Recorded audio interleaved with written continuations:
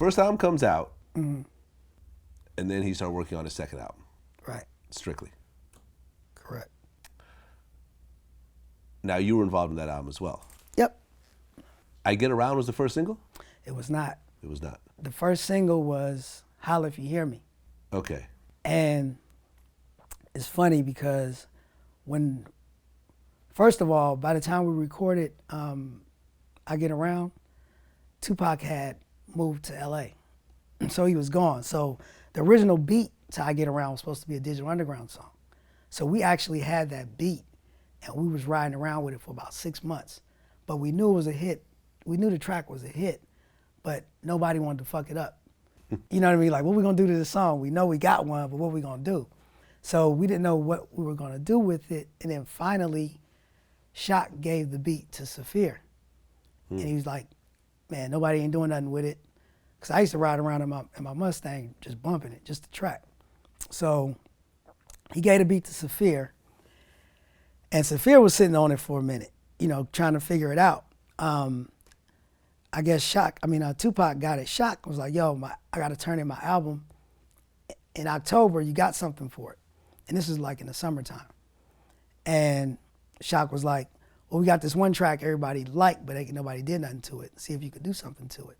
So he actually took the track away from Saphir and gave it to Tupac. Now, the interesting thing about that is Saphir and Tupac was like beefing at the time. Like they were really good friends, and then they had an argument, and then it turned into like some big shit within our camp. They was feuding, like on some on-site fist fight type shit. But so that even feuded even more because he took the beat from Saphir and gave it to Tupac. Tupac turns around and says, you know, I want you guys to be on it.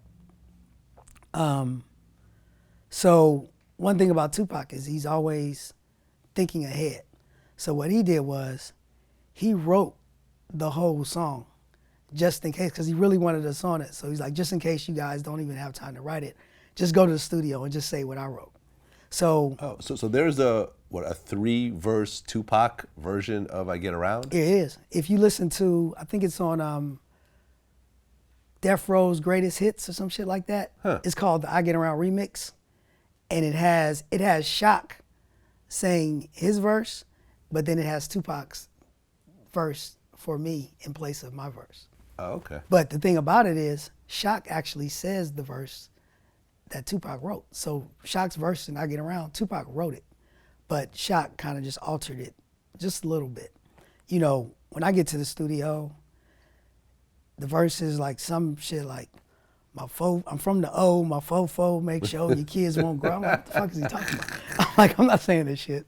So I wrote it, I laid it, Shock was there. He kind of produced my vocals, you know, because he would produce me, meaning that a lot of times producers don't produce artists anymore, meaning that even though I wrote the verse, you know, I think Shock be like, man, say yo instead of ho. It'll be more, you know what I mean? You know, because I was on some, talking about, you know, all my songs was fuck a bitch at the time. So he's like, nah, do it like this, say it a little smooth, and maybe you should extend your vocal a little bit. Like he really did produce vocals, which a lot of producers don't do anymore. So I'll give him that. But I know when I was going home, Pac called me, he was like, did you do your verse? And I was like, nigga, I just killed you on your own song. He's like, fuck you. I was like, all right. So he calls me like 2 weeks later. He's like, yeah, you was all right. I was like, I told you. so when the album was time for the album to come out, he came to my crib. He's like, yo, I'm going to do Holla If You Hear Me, first single, and then this, that, and the other. And I was like, bro, you're doing it wrong. I said, this is your single. I'm talking about I Get Around. And I was like, I'm not. You guys knew that was the song. Okay. I knew it. I said, I'm not saying it just because I killed you on your song. I was like, seriously, I was like, this is your hit. He was like, nah, I'm doing Holla If You Hear Me because Big Stretch had produced it. And that was his guy. And Pac was real loyal. If he fuck with you, he fuck with you. So he probably told Stretch that, yeah, this is gonna be the first single. So he was gonna stick to that. And I was like, that's not it. He was like, nah, it's gonna work, you know, because I'm gonna show him my militant, this, that, and the other. Did the video, did the song. Did the album was doing the same thing as the first album. Okay.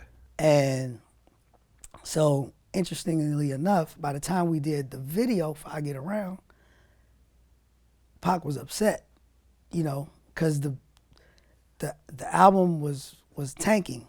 So when we did the video, I knew at the end of the day, I was like, Pac, you know, when you're editing the video, if you do this and do that, he was like, man, fuck this video. Fuck Interscope. Fuck this, fuck that, fuck that. He was upset because the album wasn't working, and he felt like it was Interscope's fault, and it just wasn't going the way he wanted it. And he was basically through with the album. He just came, showed up, did the video. He did Keep Your Head Up the day before. And I just remember thinking, like, if this video shows half the fun we had today, it's gonna be all right. What was some of the craziest shit that happened behind the scenes in that video? Because that was like a fun ass video, man. You know, when we shoot the video, when you shoot videos, you know, you shoot for an extended period of time, and then you take a break. You know, I think Pac had like a little personal little room in this mansion or whatever that we were shooting in. Every time we took a break, Pac went upstairs with a different chick to, you know, to his room. How many girls? I think, and you know, the chick that was massaging him in the hot tub, that's the same girl that was in the Rump Shaker video with the, with the badass body. I think he did that day too. Okay. How many girls did he smash on that video? As many as time we took breaks. He was in it. Okay. That comes out and it's a huge smash. Right. His biggest hit ever at the time. Word. Really one of his biggest hits ever, period. Up there with Dead Mama. Yeah, that's what I'm saying. I would say top 5, one of his top 5 Definitely. songs. So now Tupac is actually in the game, I feel. Like, you know what I'm saying? Okay, like he has a song that people are fucking with, and then Brenda's Got a Baby comes out. Mm-hmm. No. Brenda was on the first I'm so sorry. Keep Your Head Up. Keep Your Head Up. I always confuse those two because I think the subject is somewhat similar. Right. So Keep Your Head Up comes out and it's like, yo, this is dope. Yep, and that's Dave Hollister on that song as well. Okay. Yeah. And I felt like after that came out, Pac was sort of solidified as an artist. You see what I'm saying? Like, okay, now he has 2 hit songs under his belt, very different subject matter. Right. Really opposing subject matter if you really think about it. You know what I mean? Like, one talking about fucking as many girls you want, one talking about, you know keep your head up, you know, saving the women. And I feel like that kind of set the stage for where he went to go afterwards. Yeah, I mean, his star was definitely rising. He was on, you know, trajectory was definitely pointing up.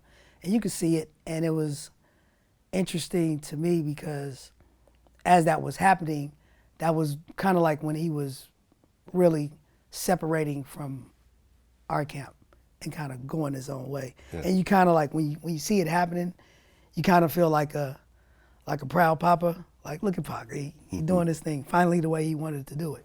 You know, so we were all really happy for him at the time, seeing him that everything that he always talked about doing was really happening for him. Yeah. And he was doing it his way, the way he wanted, and finally now doing it on his own. Right. Meaning his people that he picked out, that he wanted to rock with. Yeah. You know, and he was getting his thing on. Right.